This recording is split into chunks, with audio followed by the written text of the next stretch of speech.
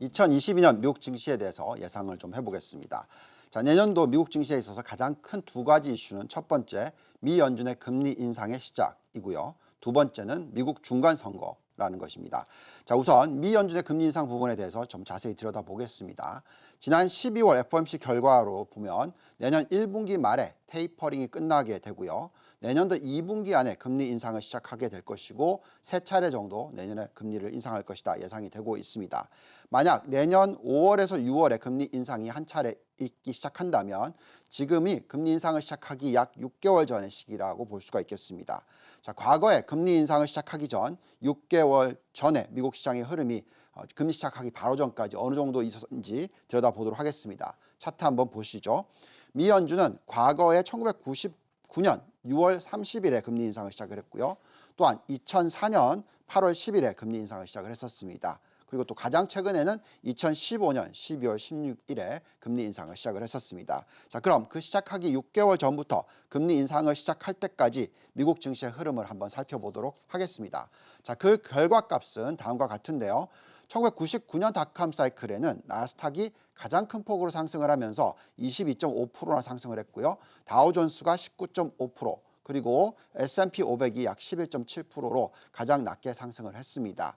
하지만 2004년 산업재 슈퍼 사이클이 있었던 이 시기 나스닥은 오히려 마이너스 12.8% 가장 크게 하락을 했었고 다우존스가 마이너스 6.3%, S&P 500이 5.8% 하락을 했습니다. 닷컴 버블 시기의 금리 인상과는 정반대 현상이었습니다. 그리고 가장 최근에 있었던 2015년 금리 인상 전에는 거의 움직임이 없었다고 보시면 될 것 같습니다. 결국 금리 인상 6개월 전의 시장 흐름은 과거 세 차례가 너무나 틀리기 때문에 지금부터 내년 5월, 6월까지 금리 인상 시기까지 미국 증시의 추세를 예측하기는 상당히 힘듭니다. 하지만 세 차례의 평균 상승률이 가장 높았던 지수나 업종을 살펴볼 수는 있을 것 같습니다. 자, 그렇다면 여기 보시면 다음 넘어가 주시면 나스닥 100 지수 평균 상승폭이 6.4%로 가장 높았고요. IT가 4.8%, 에너지 산업이 5.1%, 이미 소비재가 4.7%였습니다. 그래서 적어도 금리 인상을 하기 전부터 지금이죠. 내년 5월, 6월까지 나스닥 100, IT 업종, 에너지 업종, 이미 소비재에 대해서 관심을 가질 만한 필요가 있다라고 말씀을 드리고 있습니다. 자, 그렇다면 관련해서 가장 대표적인 ETF들이 어떤 것인지 한번 보겠습니다.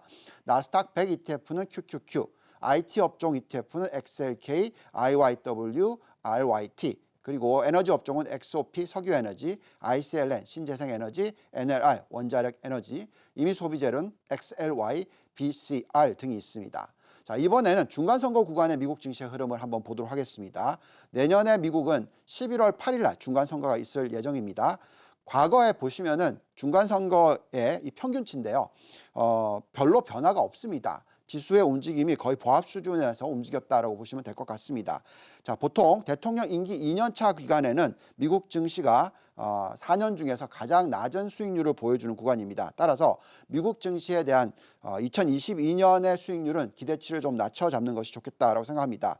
자, 그렇다고 해서 상승률이 내년에 전혀 없다라고 판단하고 있지는 않습니다. 가장 최근에 있었던 도널드 트럼프가 대통령이었던 중간 선거해에는 다우존스가 12%, S&P 500이 12%, 나스닥이 13% 상승을 했었습니다. 자, 지금 현재 계산상으로 우리가 S&P 500을 들여다볼 때 그 상승 여력은 한 10% 정도, 5,100까지는 상승할 수 있을 것 같다라고 생각합니다. 올해 S&P 500이 25%나 상승을 했으니 올해 대비해서 한 절반 이하의 상승률을 보일 것이다 라고 예측하는 만큼 수익률 기대치를 낮춰 잡을 것을 추천을 드립니다.